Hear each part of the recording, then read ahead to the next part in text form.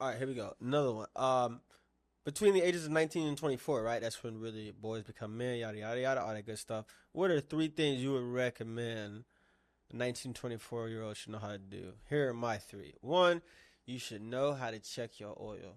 Because if you know how to check your oil, more than likely, you know how to check your tires, you know how to check your car fluid, and now you know a little bit about how your car operates. So if something happens and you're doing routine checkups, you're able to not only maybe save your car, Okay. but also you can get swindled by mechanics. Yeah. You know, and people willing to take advantage of those who don't have the proper information, right? So you should know a little bit about a car. I'm just gonna say this. You made me feel real old when you said that, because I'm like 19 to 24. I'm like, if you 13 years old, you should know how to check your oil. I've spent thousands in lessons, my man. Thousands. Bro. So that's what. The second one, Okay. you need to learn patience. Yeah. So if you don't have it, you need to really figure out ways to practice. A lot of times you can do that through exercise.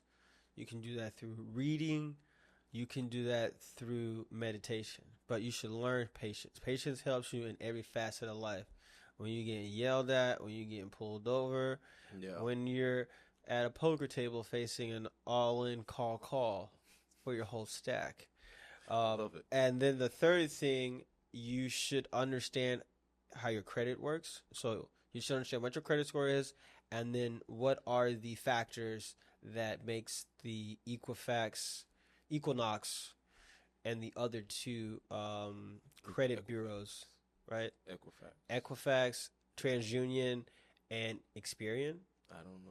I believe it's those three, but Experian, yeah, that sounds about right. 2 out of 3, baby. Hall of Fame. So you need to know how to freeze your credit. What is my credit? What are the factors that include my credit, which is how much you've had it. So if you have like 30 years of credit, that looks good.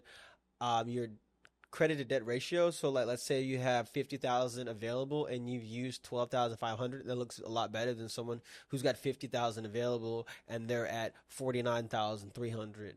Yeah. And then there is a third piece that goes into your credit. So patience, how your credit score works, and cars, how to change an oil, how to look at your tires. Because more than likely, if you have a partner, you will be working on 2 cars. Yeah, facts. I think for me, 3 things I would say from 19 to 24 is... You're just getting a car to pretty much you're finishing college, or you're getting out of the military, or your first 3 years or something like that.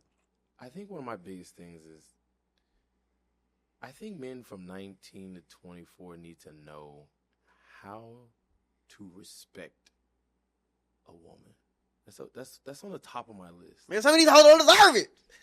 Yeah, they don't, but you still have to. That's the thing. True. You have to.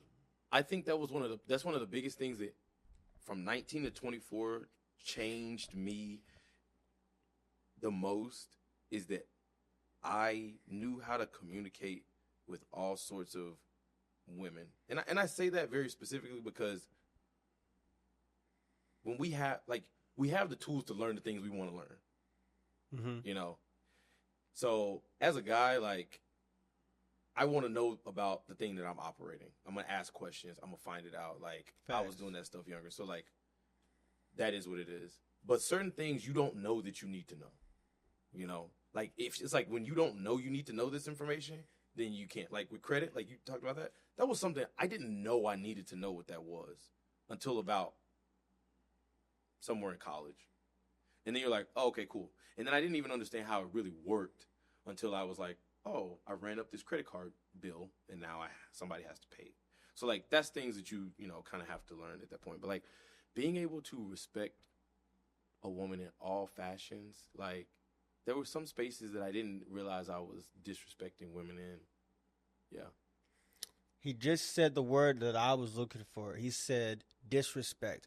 What I said was some of these girls don't deserve respect, Mm-hmm. but all women don't deserve disrespect. Don't deserve disrespect. So I'm not going to disrespect you. Yeah. Doesn't mean I disrespect you. If you tried to sabotage my relationship with someone as their friend, I'm not going to respect you. I'm not going to disrespect you. So if we're in the club, I'll get her a drink.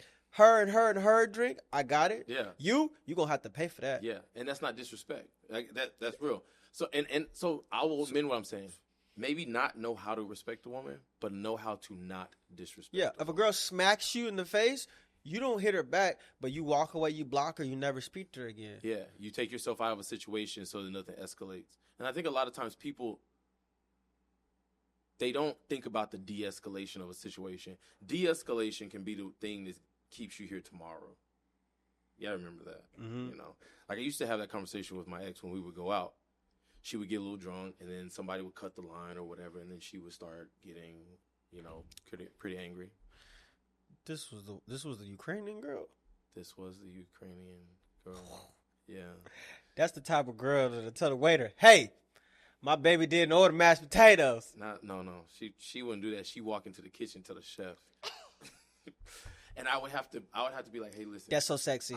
That's so sexy. Bro, I loved it. Get a to-go box, baby. Get a to-go box. Bro, I'm not going to lie. I loved it, but I hated it at the same time because then she turned that spiciness on me, and I was like, don't fight me. Mm-hmm. But anyway, we would be out somewhere, and sometimes I would be like, hey, look, I'm taking care of this. I got this. You don't have to worry about this, because what happens is when we're in these spaces at 1 o'clock and 2 o'clock in the morning, you don't know what people are on. You don't know what people have on them. You don't know where they're at in their intoxication for the night. So when you get crazy with people like that, he says something to her. Now I got to say something to him. He wants to pop off in the club. You know what I do? Hey, babe, let's time out real quick. What do you want to do? You want to play action? You want to run? You want to pass? How you want me to let you want to take care of this, or do you want me to step in and play good cop? You know what I'm saying? But that's what I'm saying. Because then you confuse that guy. Like, what the fuck are they huddling about? Like, I'm telling you. In a like a daytime situation, I'm always for that. Like, I'm down for that. In the middle of the club, people are all like, we used to rave pretty hard. Club or bar? Club. Okay, that's different. Yeah. Fights don't happen at bars. They don't happen at clubs. They happen at the club. You can hear what's going on. Yeah. Like when you're in the club, you can hear what's going on. There's a lot going on. And so, yeah, I would just be like, hey, look, like, I'll take care of this. You don't, like, we don't have to get crazy with these people. I will handle the situation. Because I was like, I don't know what these people got on them. I'm not on what's happening. And I'm in charge of all of your friends. Mm-hmm. Like, I got to make sure all of us get out of here safely tonight. So, like, you can't just be popping off on the fly like that. Also, ladies, why y'all want to fight a guy that most guys don't want to fight? Like, the girls will try the 6'4", 280 guy. I wouldn't even try that guy. And then be like, my boyfriend's going to beat you up. And he'd be like, I didn't sign up for that. Yeah, you try to tap you in like the WWE. I didn't sign up for that. Hey, you have to take that first lick yourself. But no, if we need to get it cracking, we can't get it cracked. Anyway, I got long-winded. Yeah. Anyway, learn how to not disrespect a woman. I don't know how we got all the way over there. Learn how not to disrespect. And also, you just made me think, just real quick. Yeah. In the club, you can't really talk to people. Exactly. So there's 3 things I hate. One is tall people. You know, it's a joke, but I'm serious. So look, if me and the girl the same height or she taller, it's got to be like my mouth to her ear. But with you just been down and she's right here. Bro, I'm not gonna lie to you. It's the most annoying thing too, because I forget. So I'll just say something to somebody and they'll be like, what? And I'm like, then he look like he whispering in your girl ear. Exactly, bro. Because you try not to make it mad creepy, because they be like, but then you got to get like all the way down here. Yeah. And then it's just like, all right, cool. All right, so respect or not disrespect women. Not disrespect a woman. And the second thing that I feel like was very important for me is learn how a mortgage works. Yeah. Learning how a mortgage, like I know people in their 50s and 60s who still don't understand how a mortgage works. First 1,000 payments goes towards the principal. When you learn an amortization table, it will change the way you think about buying a home and what it is for and how you want to use it in your financial. And to confirm, that's the table that shows you the first couple payments go to the interest. First payments to the last payment. So when you get a 30-year mortgage, you look at the amortization table, and it starts out 95% is principal. 95% is interest, 5% is principal, and it literally switches. all the way to the end. So it goes like this. And then at the end, most of the payments you're making is going towards the principal because you paid off the interest. The bank is going to get their money first. The motherfucker banks. Yeah. So think about this. Who you hate the most? Who I hate the most? Who you hate the most? Bank of America charges people who don't get direct deposit $8.99 a month or something like that. Let's say you have 1 million customers that don't have direct deposit. Yeah. You're getting $8 million a month. Yeah. Bro. I don't hate the bank. I wish I was a bank. Mm-mm. I can't hate. I would be a credit union. I would be a bank. I supply the streets with some bonds, baby. I would give everybody a home loan just like they did and have the government bail me out. Because you know what? That's the American way. No, it's not the American way. That is greed, okay? And I think we said the same thing. But let me ask you this. At some point, you will have more money than you can spend in a lifetime. Okay. Does it... Making the money is one thing. Doing good with the money is a different thing. How much would you sell me for? How much would I sell you for? If I was a slave, how much would you sell me for? Because I wouldn't sell you, but how much would you sell me for? You got skills, so you could go for a good amount. What you thinking? Oh boy. What you thinking? At least 350. At least. I would kill this nigga in his sleep. 350? $3.50? I didn't say I was gonna kill you. You'll be sold. Hey, yo. Modern day slavery, come on. Listen. Not 1700 slavery. Modern day slavery, you gonna live inside. Wait. You gonna live inside. You gonna make a good wage. I heard somebody the other day say you wasn't in the field. And I was like, damn. Who told non-black people about the house in the field? Bro. She didn't mean that. She meant like, you not in the field of the streets. And when she kept talking, I was like, oh shit, never mind. I was about to get real. You took a whole different concept. I was about to get real defensive. Like, hey, you can't be talking about house niggas and field niggas. And she was like, oh, you ain't in the streets. You ain't in the field. Was she black? She wasn't. Oh, shout out to Nipsey Hussle featuring Young Dolph and Being Out the Field. It's one of my favorite songs on Sauce and Boy 3. Sauce and Boy, yeah. But anyway, going back to what you were saying, how a mortgage works. Understanding a mortgage and an amortization table. It's just about looking at the shit, man. And because the problem is like people will like say, "Oh, I'm gonna refinance for X, Y, and Z," and a lot of people will refinance for another 30 years.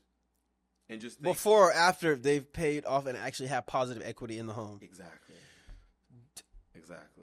You getting a payday loan on a car you don't even have the. Come on, bro, man. And that's the thing. Like owning a home and having a mortgage is a way that allows people who can't afford to buy a home outright in cash to afford buying a home. Well, the reason people can't buy homes is because the cost of the home has gone up tremendously, while the amount of income that people are supposed to be making has not gone up tremendously. Yeah, I don't know the numbers of back in the day, like what the cost of buying a home. A mailman could send 3 kids to college and have a stay-at-home wife.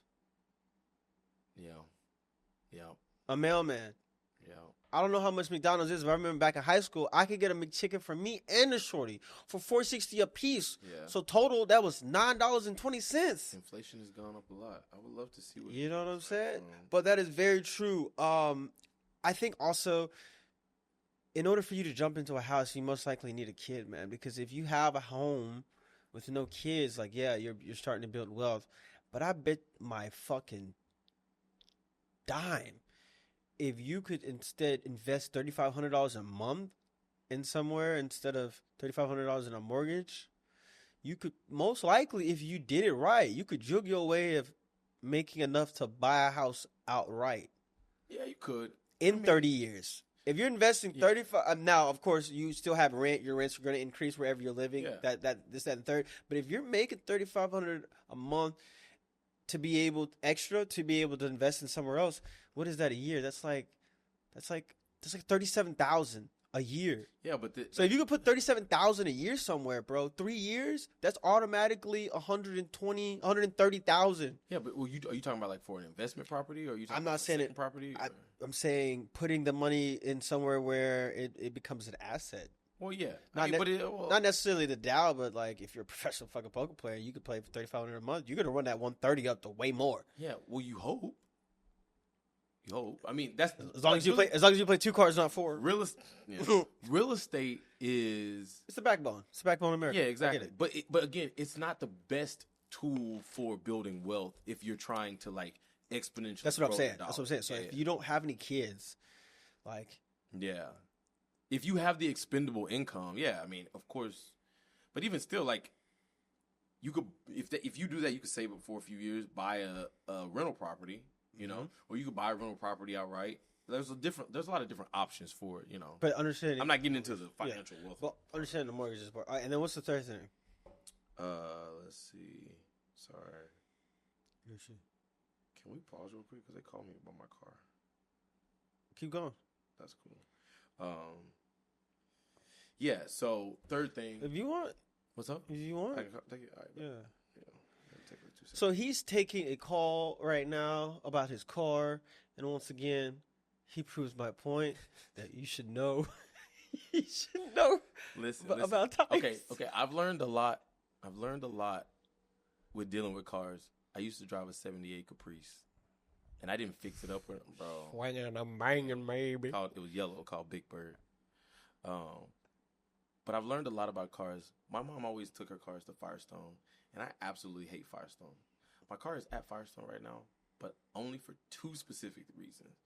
I have the lifetime alignment with them, so I can always take my car back and get it aligned there. And I get my oil changed there, just because. Jiffy Lube, oil change. Fair enough. Jiffy Lube or Valvoline. Jiffy Lube. But if I'm going to leave what? Valvoline? Valvoline? Valvoline. Yeah. Sound like some off-brand Vaseline. Yeah.